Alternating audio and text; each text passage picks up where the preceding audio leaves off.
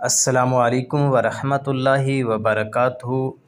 معزز سامعین اور ناظرین، ہم پڑھ رہے ہیں ترجمۃ القرآن فرسٹ ایئر سورۃ التوبہ کی مشق حل کر رہے ہیں۔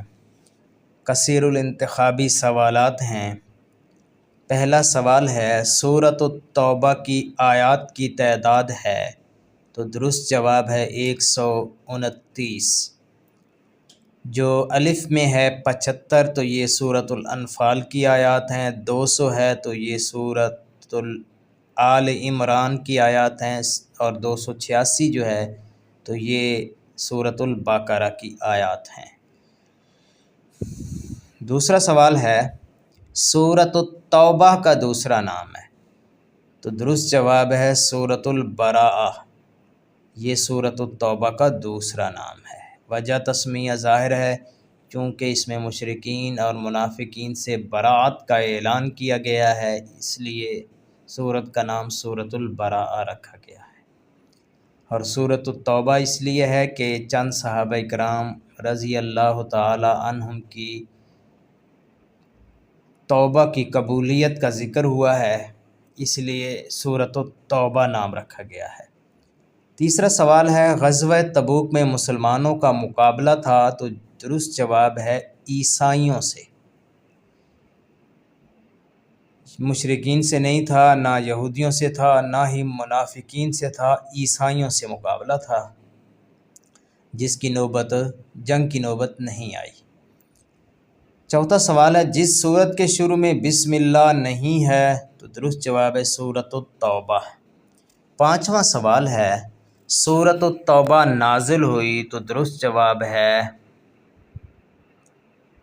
فتح مکہ کے بعد، کیونکہ یہ غزوہ تبوک کے وقت نازل ہوئی تھی، تو یہ فتح مکہ کے بعد، فتح مکہ اور غزوہ حنین کے بعد یہ غزوہ تبوک پیش آیا۔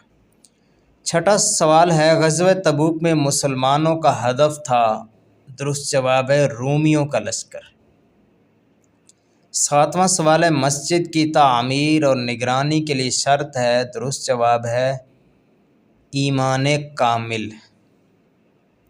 آٹھواں سوال ہے سورۃ التوبہ میں تفصیلی ذکر ہے؟ تو درست جواب ہے غزوہ تبوک کا۔